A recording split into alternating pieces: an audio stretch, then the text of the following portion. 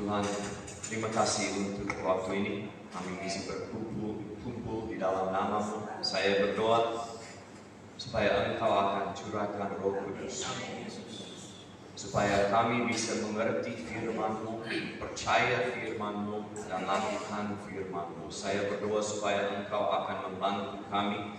Sewaktu kita membuka firman-Mu, Engkau akan membuka hati kami dan pikiran kami, supaya kami bisa menerima dengan segenap hati, supaya kita bisa menerima kebenaran firman Tuhan dan bisa dibebaskan melalui kuasa-Nya.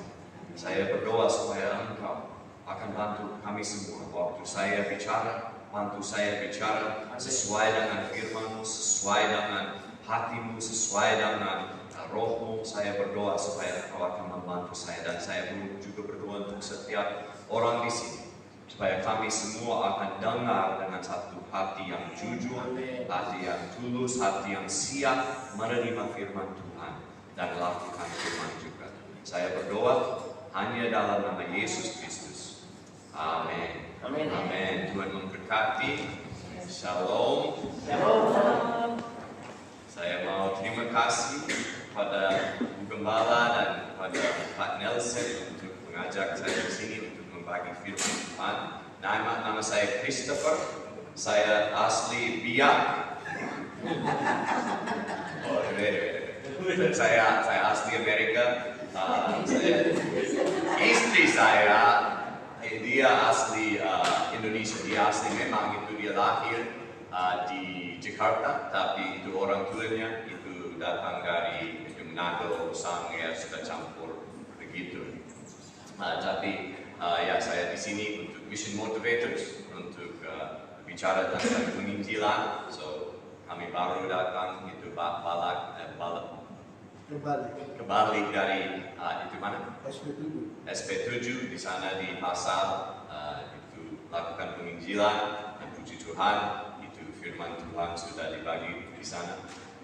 So hari ini saya mau bicara tentang satu hal yang penting sekali untuk kita kalau kita mau itu terus menerus bersama Tuhan. Karena itu satu hal kalau kita mulai dengan Tuhan, kalau kita bertobat, kita jadi Kristen sejati, kita mulai jalan bersama Dia. Tapi itu satu hal yang lain kalau kita jalan sampai akhir. Karena Yesus berkata, siapalah itu jalan, itu siapa itu lakukan sampai akhirnya akan dapat keselamatan untuk selama-lamanya. So itu bagus kita mulai. Kalau tidak mulai tidak bisa akhiri. Tapi kita harus mulai dan kita juga harus jalan sampai akhir. So karena itu kita harus belajar tentang takut pada Tuhan.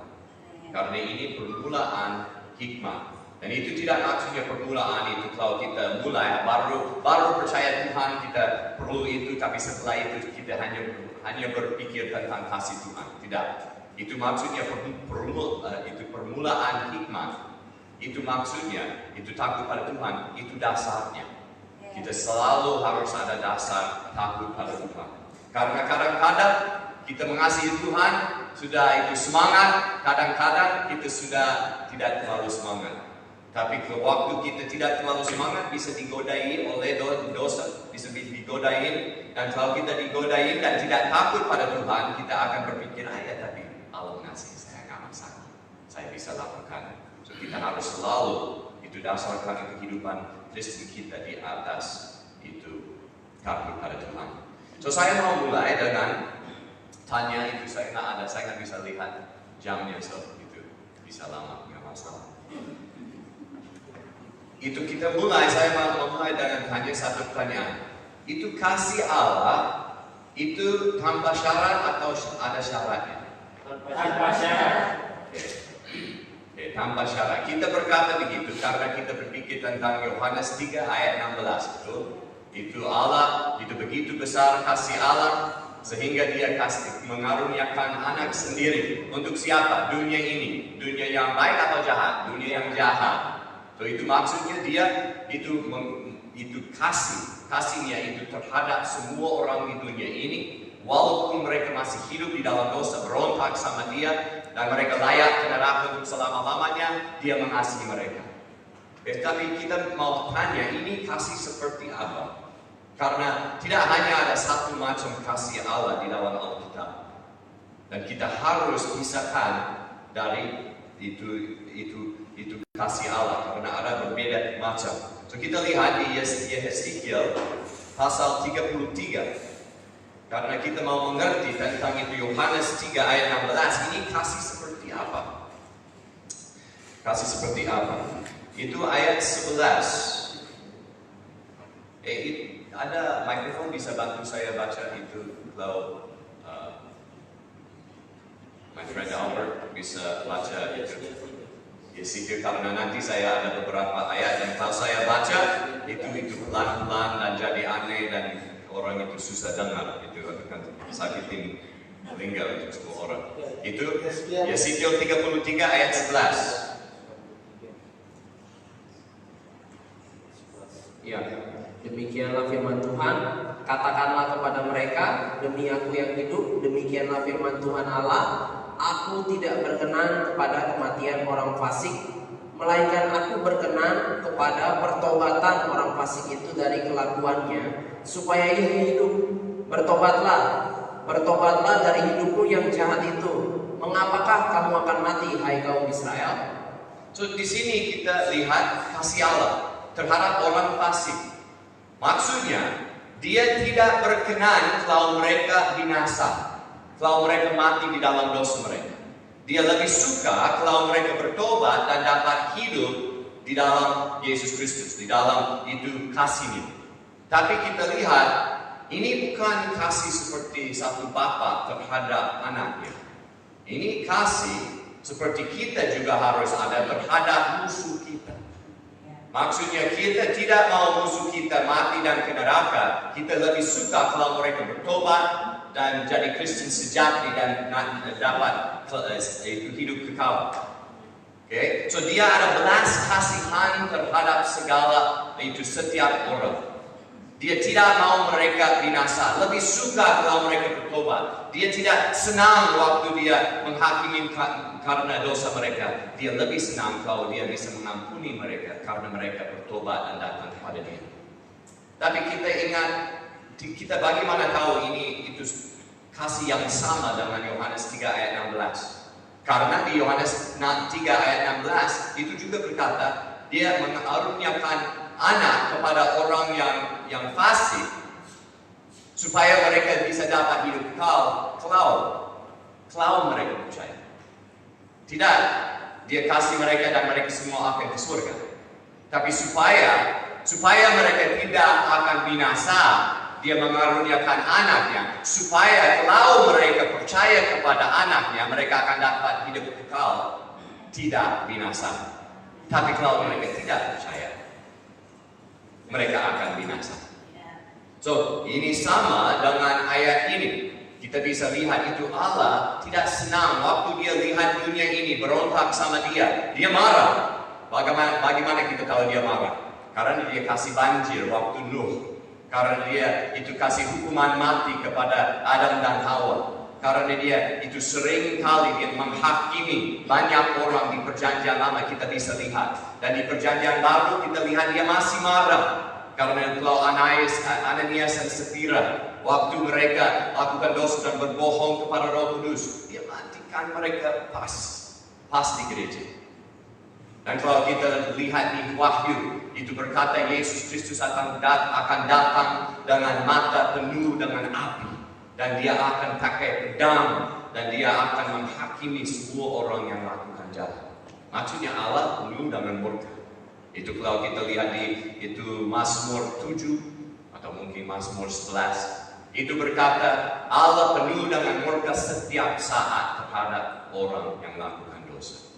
Jadi dia marah. Tapi walaupun dia marah, dia juga ada belas kasihan terhadap musuhnya.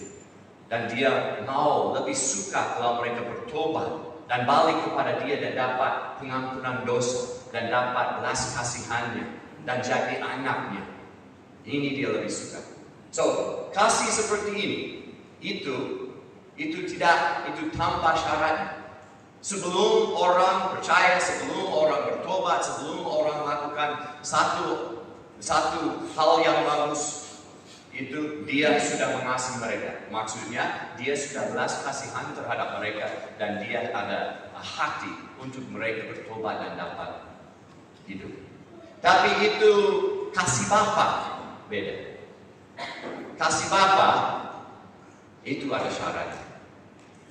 Kita lihat di Yohanes 16. Yohanes 16. Karena kita mengasihi musuh kita berbeda dengan mengasihi itu anak kita.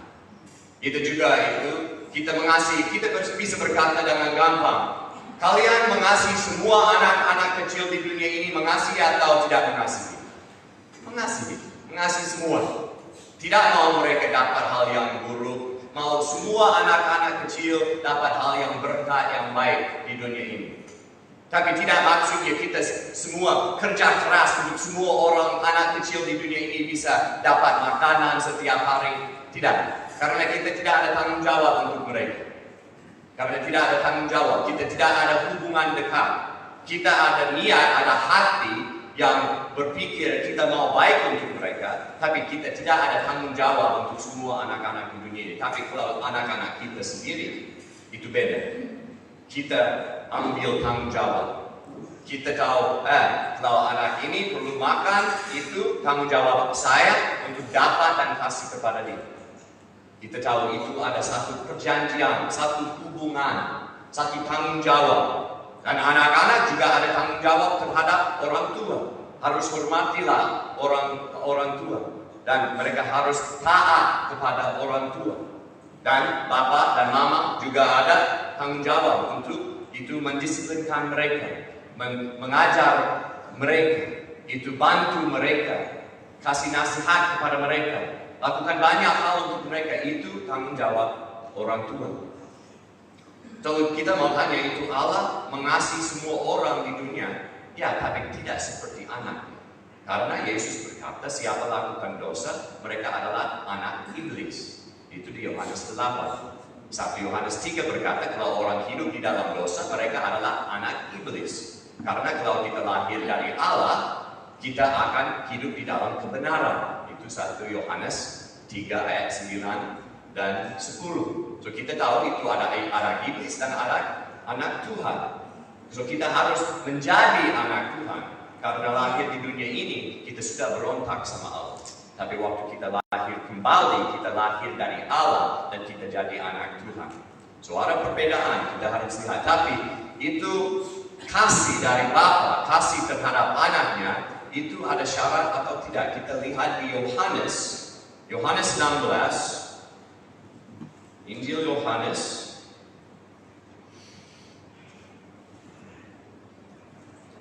16 ayat.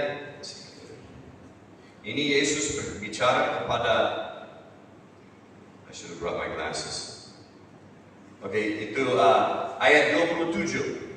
Dia bicara terhadap murid-muridnya dan berkata begini, kalau orang bisa baca, bantu saya membaca. Demikianlah firman Tuhan, sebab Bapa sendiri mengasihi kamu, karena kamu... Stop there. Itu Allah mengasihi kamu tanpa syarat. Tidak. Bapa mengasihi kamu karena maksudnya ada syaratnya. Kalau tidak lakukan itu, Bapa tidak mengasihimu. Tapi kalau lakukan itu, dapat kasih Bapa. Kita baca itu, sebab Bapa sendiri mengasihi kamu karena kamu telah mengasihi aku dan percaya bahwa aku datang dari Allah. Karena kita menerima dan mengasihi dan percaya pada Yesus Kristus, anak Allah, Allah menerima kita sebagai anak Dia. Tidak karena saya Christopher dan Dia mengasihi saya, wah dari kecil Dia mengasihi saya dan karena itu saya ke surga. Tidak. Kalau saya ke neraka, itu masih oke untuk kerajaannya. Dia tidak akan nangis untuk kekeralan itu. Allah nangis karena Christopher tidak ada di sana, tapi di neraka dia tidak nangis. Itu paling penting, itu Yesus Kristus. Dia pusatnya. Dia anaknya yang berkenan Itu Allah berkenan pada Yesus. Karena dia taat sampai akhir, taat sampai mati, bahkan mati di salib. Dan karena dia taat, karena dia selalu lakukan kehendak Allah, karena itu Allah membangkitkan dia dari kematian dan dudukkan dia di sebelah Allah Bapa, dan dia dapat nama di atas segala nama. Dia adalah raja di atas segala raja, dan dia selalu lihat kepada anaknya dan dia berkenan. Dia senang sekali dengan anaknya. Dia mengasihi dengan penuh. Itu anaknya. Dan karena dia mengasihi anaknya, kalau orang mengasihi anaknya juga, dia menerima mereka. Kalau mereka percaya Yesus, saya percaya pada kamu. Yesus, saya mau tunduk pada kamu. Yesus, saya mengasihimu. Karena itu Allah akan berkata, kalau kamu mengasihi anak saya juga menerimamu sebagai anakku. So itu semua melalui Yesus Kristus. Kalau kita baca di Efesus, kita akan lihat banyak itu berkat. Lihat di Efesus pasal 1 ayat 3. Terpujilah Allah dan Bapa Tuhan kita Yesus Kristus, yang dalam Kristus telah mengaruniakan kepada kita segala berkat rohani di dalam surga. Sebab di dalam Dia Allah telah memilih kita sebelum dunia dijadikan, supaya kita kudus dan tak bercacat di hadapannya. Dalam kasih Ia telah menentukan kita dari semula melalui Yesus Kristus untuk menjadi anak-anaknya sesuai dengan kerelaan kehendaknya. So mungkin saya salah. Dia mengasihi kita. Dia pilih kita. Dia memilih kita. Dia itu menentukan kita. Dia mengadopsi kita. Tapi kita harus baca dengan jelas. Itu berkata, terpujilah semua berkat rohani. Semua berkat rohani itu berkata, Bapa Tuhan kita Yesus Kristus yang dalam Kristus telah mengaruniakan kepada kita. Tidak di dalam kita. Itu karena koneksi kita, karena kaitan kita, karena hubungan kita dengan Tuhan Yesus Kristus. Karena itu semua berkat datang kepada kita. Tidak karena kita. Atau di dalam surga 4, sebab di dalam Dia Allah telah memilih kita. Bukan Dia memilih Christopher. Dia hanya memilih Yesus Kristus. Dan karena saya sudah ada hubungan dengan Yesus Kristus, saya dipilih di dalam Dia. Karena Dia, tidak karena saya. Itu kasih Allah itu di dalam Yesus Kristus. Kalau kita di luar Yesus Kristus, kita juga di luar itu kasih Allah. Kasih Allah yang seperti Bapa. Itu di luar Kristus nggak ada yang itu. Hanya di dalam Yesus Kristus ada kasih seperti itu. So kita harus pisahkan. Memang kasih Allah, yaitu belas kasihannya terhadap orang berdosa tanpa syarat. Dia tidak mau mereka binasa, lebih suka kalau mereka bertobat dan dapat hidup kekal.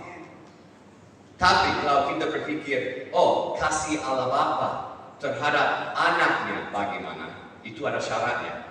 Itu syaratnya kita harus mengasihi dan tunduk kepada dan percaya kepada Yesus Kristus. Kita lihat satu lagi karena kita mungkin akan berkata, ini boleh bicara apa? Itu kasih tanpa syarat, itu kasih Bapanya itu lebih besar daripada yang lain. Tapi kita lihat di Yohanes 15. Karena kita dapat itu doktrin itu sudah di dalam pikiran kita jadi benteng, dan waktu kita baca Alkitab itu susah mengerti, susah lihat ayat-ayatnya. Tapi kalau kita lihat di 15, itu Yohanes 15, dan ini Yesus Kristus berkata, mulai di ayat 9, seperti Bapa telah mengasihi aku, demikian juga aku telah mengasihi kamu. Tinggallah di dalam kasihku itu. So Yesus berkata, saya dan Bapa sudah mengasihimu. Tinggal di dalam kasih. Tinggal di dalam saya. Dan di dalam kasih saya. Dan berkata di ayat 10. Jikalau, maksudnya ada syaratnya. Jikalau kamu menuruti perintah-perintahku, kamu akan tinggal di dalam kasihku. Seperti aku menuruti perintah Bapakku dan tinggal di dalam kasihnya. Syaratnya, kalau kita mau dapat itu kasih Bapa, kita harus lakukan apa? Ayat 10, kita harus lakukan apa? Menuruti perintah Yesus Kristus. Tunduk kepada Dia sebagai Raja kita. Kristus maksudnya Raja di atas segala Raja. Tunduk kepada Dia. Tapi kalau kita mengabai Dia, Allah juga mengabai. Kalau kita mengasihi Yesus, karena orang ya saya mengasihi Yesus, apa maksudnya? Kalau kita lihat di Yohanes 14, itu di ayat 23. Jawab Yesus, jika seorang mengasihi aku, ia akan menuruti firman-Ku, dan Bapa-Ku akan mengasihi dia, dan kami akan datang kepadanya dan tinggal bersama-sama dengan dia. Kalau kita berkata mengasihi Yesus, tapi tidak lakukan perintahnya, kita mendusta. 24. Siapa saja yang tidak mengasihi aku, ya ia tidak menuruti firman-Ku. So, satu hal saya mau bicara supaya jelas. Yesus di sini tidak berkata orang yang mengasihi aku, mereka selalu itu lakukan perintahku dengan sempurna. Itu dia tidak berkata begitu. Dia tidak berkata harus taat semua perintahku itu dan tidak bisa salah satu kali sudah dibuang. Dia tidak berkata begitu. So kita harus tahu dari mulai. Tapi orang Kristen yang berkata saya orang Kristen tapi tidak, itu kebiasaan di dalam hidup mereka. Mereka tidak tinggal di dalam ketaatan. Mereka bukan Kristen. Itu Kristen palsu saja. Tapi orang Kristen bisa jalan dan jatuh dan berdiri dan jalan dan jatuh bisa. Tapi mereka tidak bisa tinggal di dalam dosa. Karena orang yang mengasihi Yesus, mereka orang Kristen, dan orang yang mengasihi Yesus pasti akan taat perintahnya. Oke, so kita lihat itu ada syaratnya. So kita mau tanya satu lagi. Kita lihat di 1 Yohanes 5. Dan saya mau tanya, kita lihat dulu. 1 Yohanes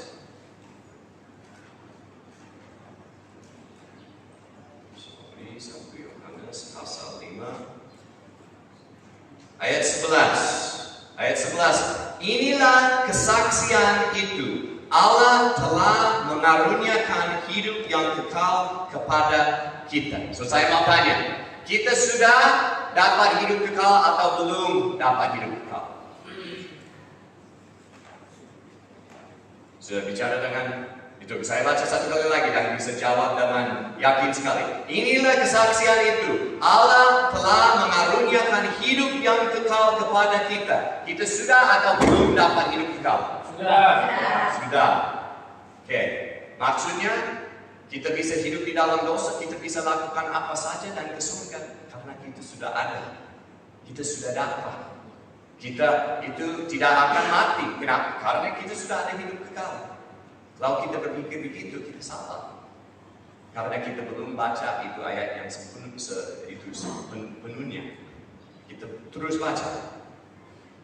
Allah telah mengaruniakan hidup yang kekal kepada kita dan hidup itu ada di dalam anaknya. Tidak di dalam kita. Kalau di dalam kita tidak akan mati.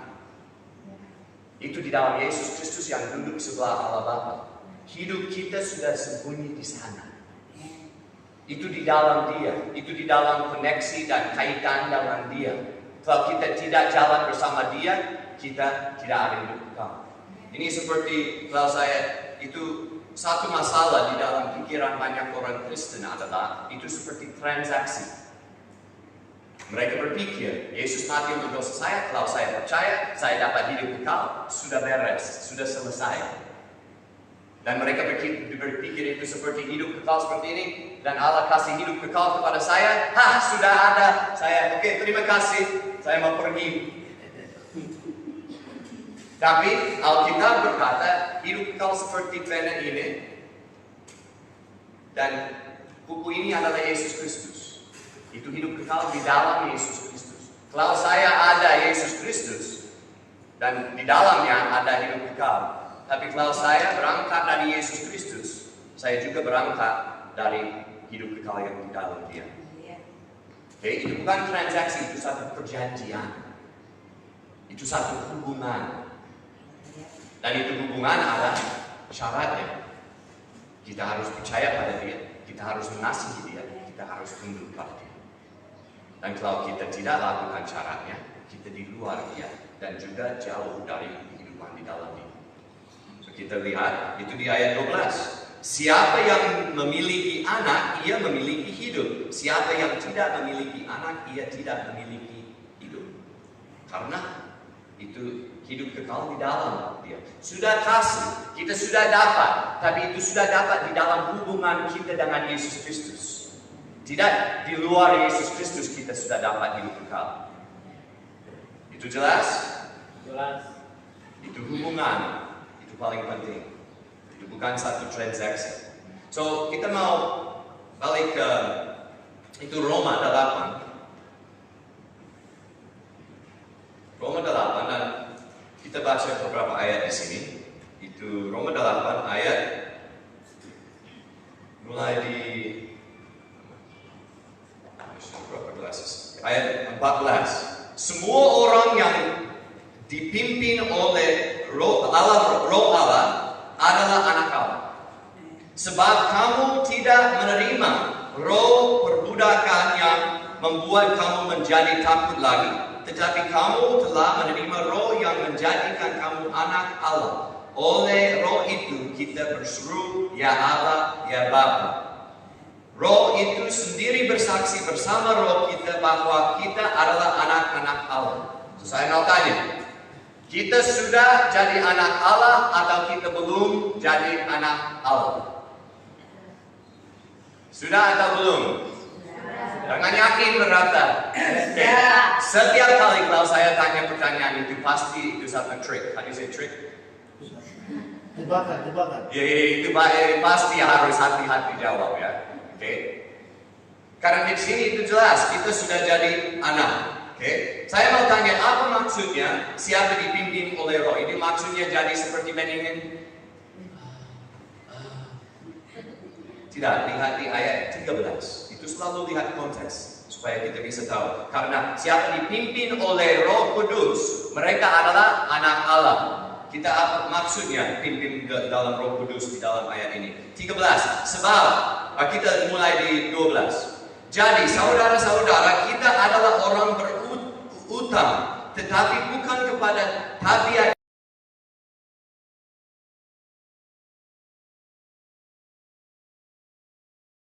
bisa hidup di dalam dosa, nggak masalah kan? Nggak bisa pisahkan kita dari kasih Allah. Dia selalu kasih kita itu tanpa syarat kan? Kita baca 38. Sebab aku yakin bahwa baik hidup, baik malaikat-malaikat maupun pemerintah-pemerintah, baik yang ada sekarang maupun yang akan yang datang, atau kuasa-kuasa, baik yang di atas maupun yang di bawah, ataupun suatu makhluk lain, tidak akan dapat memisahkan kita dari kasih Allah. Betul? Saya sudah selesaikan. Kasih Allah yang ada dalam Kristus Yesus Tuhan kita. Kasih Allah di dalam anaknya. Kalau kita di dalam anaknya, itu nggak ada yang bisa pisahkan kita dari kasih Allah. Tapi kalau kita pisahkan diri dari Yesus Kristus, kita juga pisahkan diri dari kasih Allah. Karena itu di dalam Dia. Maksudnya itu bahaya kalau kita main dengan dosa. Itu bahaya kalau kita selalu berpikir, saya sudah selamat, sudah dapat hidup kekal, saya anak Allah. Dan tidak tahu, kalau saya begini, kalau saya begini, jika saya lakukan ini, kalau saya terus mengasihi Yesus, kalau saya terus menuruti itu hidup sesuai dengan perintahnya. Oh, sudah, saya sudah jadi anak Allah. Itu banyak lagu-lagu seperti itu. Seperti kita sudah di surga. Itu sudah selesai. Itu sudah, saya anak Allah ya. tapi tidak ada yang berikutnya. Dan saya harus tunduk kepada dia sampai akhirnya untuk dapat warisan. Itu nggak ada lagu seperti itu. Itu lagu yang lama selalu ada. Tapi lagu yang sekarang itu hanya rasa enak. Itu seperti Yesus adalah pacar kita, perasaan. Itu emosi saja. Tapi kita tidak pikir sesuai dengan kehendak Allah. Itu tidak tanpa syarat, tapi ada syaratnya.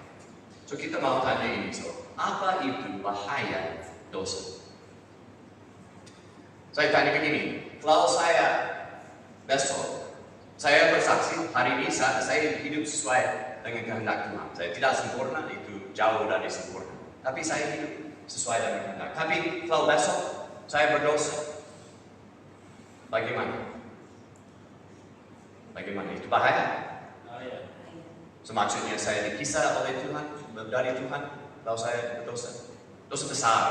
Itu dosa semua orang akan kaget. Kalau saya lakukan, saya dipisah dari Allah kalau begitu. Tidak? Oke. Kita lihat di Yakobus.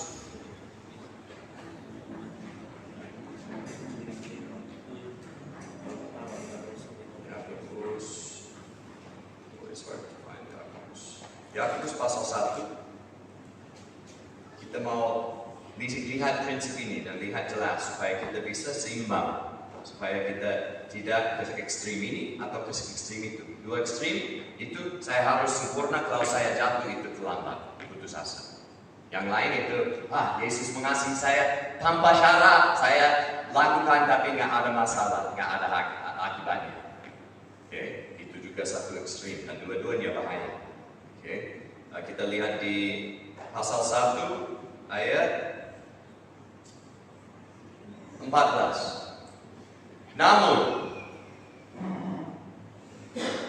tiap-tiap orang dicobai oleh keinginannya sendiri. Oke, kita lihat di 13. Apabila seseorang dicobai, janganlah ia berkata, aku sedang dicobai oleh Allah. Sebab Allah tidak dapat dicobai oleh yang jahat, dan ia sendiri tidak mencobai siapapun. 14. Namun, tiap-tiap orang dicobai oleh keinginannya sendiri, karena ia diseret dan dipikar olehnya. Okay. So maksudnya itu kenapa kita dicobai? Kita selalu pikir iblis. Itu mereka ada masalah berkata itu Tuhan. Kita selalu itu iblis. Tapi itu Alkitab berkata itu keinginan kita diri sendiri. Itu sekarang saya sudah suka durian. Tapi waktu baru pindah ke Indonesia, durian itu nggak enak. Durian.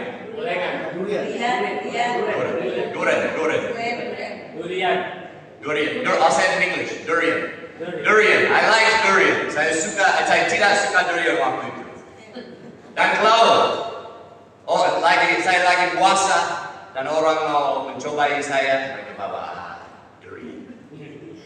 Pasti saya lagi puasa.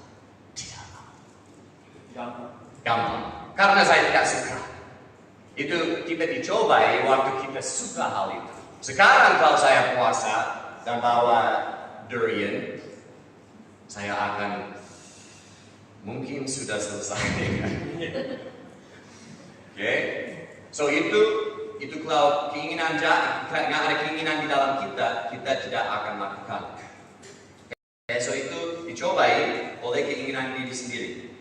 15. Apabila keinginan itu telah dibuahi, ia melahirkan dosa. Apabila dosa itu sudah matang, ia melahirkan maut. So waktu kita dicobai dan kita ada keinginan di dalam kita sudah berdosa atau belum? Belum. Dicobai beda dengan berdosa. Itu Yesus dicobai, tapi dia tidak berdosa. Dan walaupun kalau itu keinginan, kalau itu pencobaan datang, dan saya ada perasaan di dalam, tapi saya di dalam pikiran saya tidak mau pikir itu, saya tidak mau lakukan itu. Saya dicobai, tapi saya tidak berdosa. Oke, itu dicobai. Itu seperti kalau ya, tapi tidak lakukan. Tapi itu berkata, apabila keinginan itu telah dibuahi, ia melahirkan dosa. Maksudnya kalau itu sudah siap, itu melahirkan dosa. Maksudnya kalau itu pencobaan datang dan kita berpikir, ya mau atau tidak mau, itu sudah mau matang, hampir matang, hampir bisa makan. Oke, so kita itu dan akan berdosa. Dan waktu kita berdosa, itu di sini itu berkata maut kan? Berdosa itu upah dosa adalah maut. Dan kalau kita berdosa, kita langsung dapat maut, betul? Ya, tidak itu sudah pintar saya pasti. Karena ada 3 di sini. Itu yang pertama, dicobai. Itu bukan berdosa. Itu kalau itu sudah apa? Mata. Itu berkata di versi 2, yaitu kalau itu sudah dibuai, ia melahirkan dosa. Itu tak kedua. Kita tidak, waktu kita lakukan dosa, kita tidak dipisahkan dengan Allah. Itu 1 Yohanes pasal 2 ayat 1 berkata, saya tulis ini supaya kamu tidak akan lakukan dosa. Tapi kalau orang lakukan dosa, kita masih ada pengantara di sebelah Allah Bapa. Dia adalah pendamaian kita. Maksudnya kita ada imam maha besar duduk di sebelah Allah Bapa dengan satu kurban yang sempurna, dan dia selalu itu bersyafaat untuk kita. Dan kalau kita jatuh, kita bisa datang kepada itu takhta kasih karunia dan dapat anugerah dan pengampunan. Itu belas kasihan baru setiap pagi. Kalau kita jatuh, maksudnya kita sudah dicobai dan kita melanggar. Hadisnya melanggar itu perintah Tuhan. Kita sudah berdosa, sudah lakukannya. Itu bukan sedikit mungkin saya berdosa, saya sudah berdosa. Saya tidak langsung itu dapat maut. Karena itu berkata, dibuahi itu melahirkan dosa. Apabila dosa itu sudah matang, ia melahirkan maut. So, itu kalau kita satu kali jatuh dalam dosa dan kita berjuang untuk menangkan di atas itu, tapi kita jatuh dan berjuang sampai kita menang, itu tidak sampai matang. Dosa tidak sampai matang. Tapi kalau kita sudah berdosa dan berkata, ya ini terlalu susah, mungkin saya lakukan ini saja. Saya bukan akan kasih tahu orang di gereja, tapi saya lakukan ini aja. Ya itu susah, lihat porno di HP itu susah nak lihat. Dan istri saya galak, oke, lihat saja itu. Tuhan mengerti hati saya. Atau ini saya pahit hati itu tidak baik terhadap suami karena dia lihat porno, tapi itu sudah Tuhan tahu hati saya dan dia lakukan jalan. Sudah ada alasan untuk terus menerus hidup di dalam dosa itu jadi matang. Dan itu melahirkan maut. Yang itu adalah kisah dengan Yesus Kristus, dengan berkat itu, keangkatan di dalam dia, itu semua hal yang di dalam dia, itu kita juga kisahkan dengan itu. Kita harus hati-hati. Kita tidak, waktu kita jatuh dalam dosa, keputus asa. Bagaimana saya harus lahir kembali. Banyak kali lahirkan, itu lahir kembali. Tidak, kita masih anak Tuhan di dalam Yesus Kristus. Karena kita masih ada imam besar yang sempurna, selalu bersyafaat untuk kita. Dia duduk di sana, merepresentasi kita di hadapan Allah Bapa. Dan Allah Bapa lihat dia, dan dia lihat anaknya. Saya senang dengan kamu, ya. Dan ini adalah anak saya. Dia ikuti saya. Oke, saya menerima. Di dalam Yesus Kristus. Tapi kalau kita hidup di dalam dosa sampai matang, kita akan pisahkan dari Tuhan. Tidak akan dapat warisan dari Dia. Kita lihat di Ibrani pasal 3.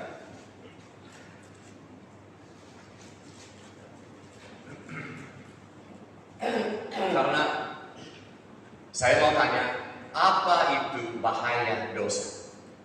Apa itu bahaya dosa? Oke, so kita mau lihat karena silakan baca ayat 12 untuk saya. Firman Tuhan, waspadalah hai saudara-saudara, supaya di antara kamu jangan terdapat seorang yang hatinya jahat dan yang tidak percaya oleh karena ia murtad dari Allah yang hidup.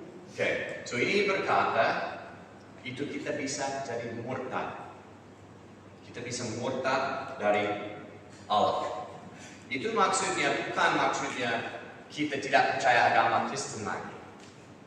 Itu maksudnya kita tidak lagi bersandar pada Yesus Kristus sebagai Raja dan Tuhan dan Juru Selamat kita. Mungkin masih ke gereja, masih itu lakukan melayani di gereja, kita masih itu jadi pendeta majelis, penatua, kita masih jadi itu, semua orang masih lihat sama, dia tidak murtad, tapi sebenarnya di dalam hati sudah murtad dari Allah. Karena iman itu bukan sesuatu yang pikirkan kita, oh saya percaya Alkitab, saya percaya dia mati, dia sudah bangkit, dia akan kembali, yaitu dia lahir oleh ibu perawan, itu bukan iman. Iman adalah itu terhadap seorang yang hidup, yang sekarang duduk di sebelah Allah Bapa dan bersandar pada Dia dan percaya kalau karakternya, percaya kuasanya, dan percaya kalau Dia berkata satu perintah, itu betul saya harus lakukan. Kalau Dia kasih satu janji, itu betul saya bisa sukacita di dalam janji itu. Kalau Dia kasih peringatan, saya gemetar karena itu pasti benar. Karena saya percaya Dia. Jadi apabila ada apa saja Dia akan berkata, saya akan menerima karena saya percaya Dia. Itu, dan saya akan bersandar kepada Dia.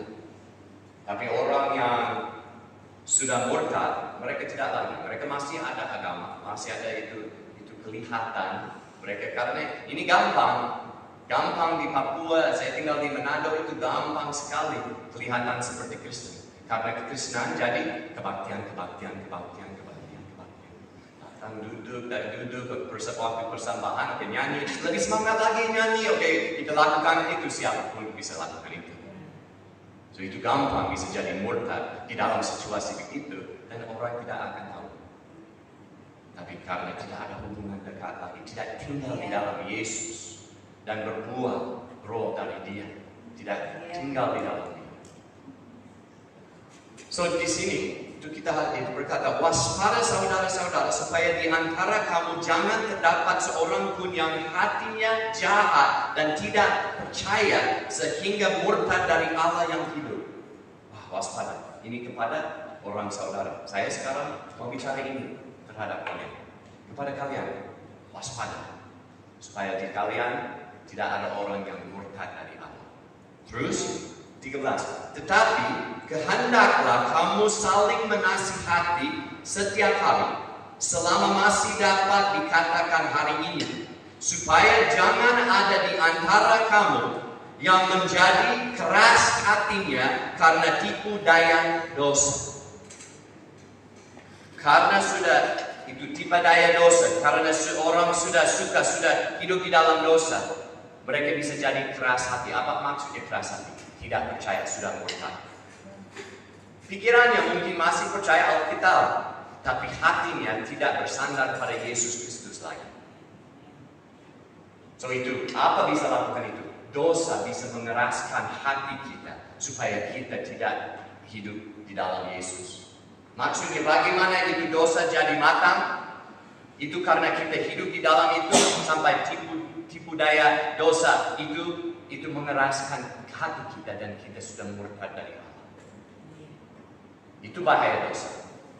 Kita akan tidak lagi percaya pada Yesus. Walaupun berseru, Yesus, Yesus, saya sudah bernubuatan di dalam namamu. Saya sudah lakukan mujizat di dalam namamu. Tapi dia berkata, saya tidak mengenalmu. Dan dia akan berkata, saya tidak pernah mengenalmu. Ini waktu budaya waktu itu. Kalau itu ada anak yang sudah tidak suka lagi, akan berkata, namamu itu sudah beda, tidak bisa pakai namamu lagi. Saya tidak mengenalmu, kamu bukan anak saya tidak pernah mengenalmu. Itu hadis saya disown, menyangkal. Dan Yesus akan menyangkal orang walaupun mereka pakai namanya. Mereka kalau berkata Tuhan, Tuhan, itu di Matius 7 ayat 21 sampai 23. Itu banyak orang akan berkata Tuhan, Tuhan. Itu agama apa mereka? Berkata Yesus adalah Tuhan. Agama Kristen. Dan mereka juga terus berkata, kita sudah bernubuat, kita sudah lakukan mujizat, sudah lakukan banyak hal, kita sudah berbahasa roh, kita sudah lakukan. Mereka orang yang serius atau hanya duduk hari Minggu dan itu hari Rabu tidak lihat mereka. Kalau itu ada rapat untuk doa, mereka tidak datang. Mereka serius. Dan mereka orang gereja seperti apa? Itu mereka baptis Islam sudah berbahasa roh atau beda? Bernubuat. Dan mereka orang Pentakosta, mereka orang karismatik. Tapi mereka sudah murtad. Karena hati mereka sudah ditipu oleh kuasa dosa. Dan mereka sudah makan, sudah ada pilihan. Ini dosa tapi saya lakukan saja. Tidak mau berjuang, itu capek, sudah capek. Terus ayat 14. Karena kita telah menjadi bagian dari Kristus, asal saja kita berpegang teguh sampai akhirnya pada keyakinan iman kita yang semula. Dan iman ini, ingat, itu bukan hanya percaya agama Kristen, tapi itu tunduk, percaya kepada Yesus Kristus, tunduk kepada Dia, mengasihi Dia, itu percaya kepada Dia. So, dengan tutup saya mau tanya itu, karena waktu kita dengar ini, saya berharap kalian semua bisa mengerti, dan saya berharap kita semua gemetar di dalam hati. Karena gemetar di dalam hati maksudnya kita ada sedikit hikmat. Karena ini ada peringatan dari Tuhan Yesus, dan kita harus gemetar karena itu pasti benar. Tapi kalau kita gemetar itu, ya kita harus tanya ini. Tapi beberapa dosa bisa lakukan sebelum itu sudah lama. Berapa jauh saya bisa jatuh sampai saya sudah Yesus akan menyangkal saya. Karena kalau kita gemetar dan jujur, kita akan lihat dengan diri sendiri. Saya bisa pikir tentang itu kesalahan saya bisa pikir itu ada kelemahan saya bisa pikir, tadi saya bicara kepada suami begitu, aduh bahaya bagaimana. Kita bisa cepat, kalau kita sungguh-sungguh orang Kristen, kita bisa cepat dengan jujur lihat, saya belum sampai, saya belum jadi sempurna, saya masih ada kekurangan. Dan kita akan gemetar dan mulai ragu, kita adalah anak Tuhan atau tidak. Nah, kadang-kadang itu banyak orang harus ragu mereka anak Tuhan atau tidak. Oke, so kalau kamu di sini dan hidup di dalam dosa, harus ragukan, cepat, ragu sekali, takut sekali. Ya, itu penting. Tapi kalau kamu sudah seorang Kristen sejati, sudah lahir kembali dan sudah jalan bersama Yesus, tapi waktu dengar ini sudah lihat kelemahan diri sendiri dan gemetar, harus berpikir, so berapa jauh? Itu berapa besar dosa? Berapa kali? Karena saya berjuang, tapi masih belum. Saya masih bergumul. Saya sudah menang di atas itu, tapi saya balik dan sudah harus berjuang lagi. Tapi begini, bayangkan begini, kalau itu ada hutang di sini. Oke, mungkin ada orang di sini kalau mereka masuk kepada hutang itu jauh sekali mereka bisa keluar. Tapi saya bukan begitu. Mungkin Itu kalau itu hutang, itu how do you say it's very thick, very thick. Sangat dalam. Dalam sekali. The dalam means not deep, but it's thick, like many trees, all the Apa? lebat sekali. Kalau itu lebat sekali. Kalau mungkin 100 meter saya bisa masuk dan masih keluar. Itu juga mungkin saya bisa 500 meter masuk dan masih cari jalan untuk keluar dari hutan itu.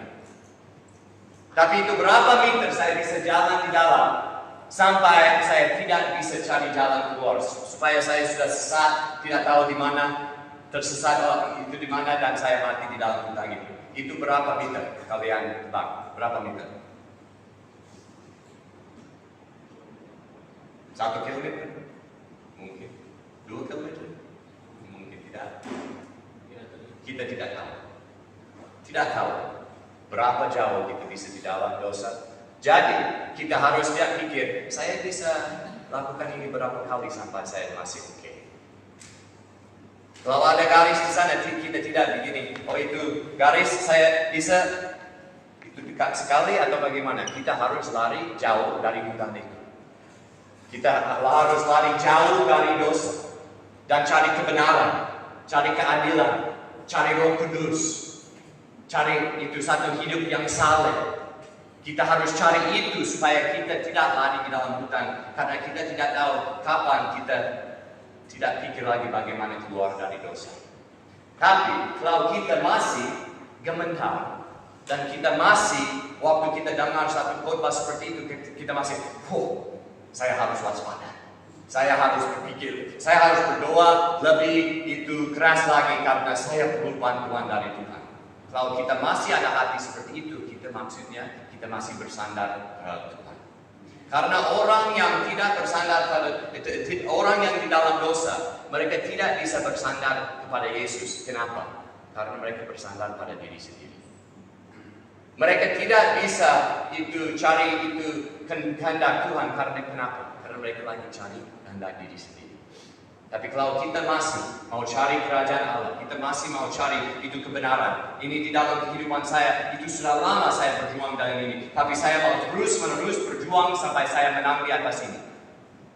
Ya, saya sudah mengampuni itu suami saya, dan saya lagi ada kepahitan, tapi saya akan mengampuni lagi. Sampai saya tidak perlu pikir lagi, tapi bisa berdoa untuk dia dengan satu hati yang penuh. So kita berjuang sampai dan Yesus Kristus setia. Itu saya bisa berkata ini. Itu susah untuk dihilang. Itu susah karena Dia setia. Dia akan mendisiplin kita. Dia selalu itu dengan itu akan ini dan kita bisa itu jauh ke sini dan Dia masih disiplin. So kalau kita masih rasa itu Allah lagi mendisiplinkan kita, Dia masih tunjuk kepada dosa kita, tunjuk kepada itu sifat hati yang tidak bagus. Kalau Dia masih Roh Kudus masih kerja begitu di dalam hati kita, kita bisa senang. Karena kalau kita dapat disiplin, maksudnya kita anak Tuhan. So kalau sekarang gemetar dan berpikir, ya gemetar memang, semangat lagi memang, dan sukacita juga. Karena maksudnya kalau orang dipimpin oleh Roh adalah anak Allah. Kalau Dia masih meninggalkan kita tentang dosa kita, Dia masih berjuang dengan hati kita untuk berubah di bagian ini atau bagian itu, maksudnya puji Tuhan, Dia masih jadi gembala kita, dan Dia masih membantu kita, dan Dia akan membawa kita ke hidup kekal. So kita harus gemetar, tapi kita juga, karena Dia tidak hanya kasih peringatan, tapi Dia juga kasih janji. Dan kita bisa percaya Dia hikmat, dan Dia akan kasih hikmat kepada kita supaya kita bisa jalan bersama Dia. So takut pada Tuhan, ini penting sekali. Tapi itu arah syarat di dalam Tuhan. Kita harus terus mengasihi dan percaya kepada Yesus Kristus. Kita harus tahan sampai akhir. Kita berdoa. Tuhan, terima kasih untuk firman-Mu. Walaupun itu tidak rasa enak, walaupun itu tidak rasa seperti kita mau menari dan itu sukacita, tapi sebenarnya ini satu hal yang bagus untuk kami. Terima kasih Bapa, karena Engkau satu Bapa yang setia dan penuh dengan belas kasihan dan penuh dengan sabaran, dan setiap pagi belas kasihan-Mu baru setiap pagi. Terima kasih Tuhan. Kami di sini yang ikut Engkau itu hanya karena Engkau sampai sekarang kami masih terus-menerus bersama Kamu. Kami tidak bisa cari jalan sampai hidup kekal, hanya Engkau bisa membawa kami ke hidup kekal. Dan kami mau jalan dekat dengan anak-Mu Yesus Kristus sampai akhir. Dan kami sadar dan kami mengakui kami perlu Engkau, Kamu perlu itu anugerah-Mu, kami perlu kebenaran firman-Mu, kami perlu Roh Kudus-Mu, kami perlu Engkau. Kami adalah pengemis. Tapi kami lihat kepada takhta kasih karunia dan kami lihat satu imam besar yang ada penuh dengan belas kasihan, dan karena dia penuh dengan belas kasihan, kami datang dengan berani dan dapat pengampunan dosa lagi dan lagi dan lagi, dan dapat hikmat lagi dan lagi dan lagi, dan dapat itu anugerah dan kuasa untuk jadi pemenang setiap hari yang baru. Saya berdoa supaya kami akan terus menerus percaya kepada Yesus, tunduk kepada Yesus, dan jalan dan mengasihi Yesus Kristus. Dalam nama Yesus. Amin.